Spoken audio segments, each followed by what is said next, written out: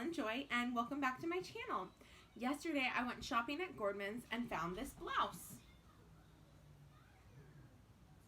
Today I'm going to remove the seams from the sides and turn it into a nursing cover.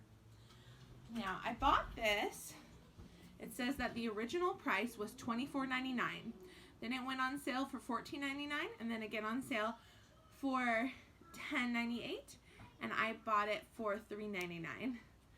So I'm going to use this seam ripper and I'm going to remove only the thread from the sides. I'm not going to cut any fabric, just remove the seam, the thread.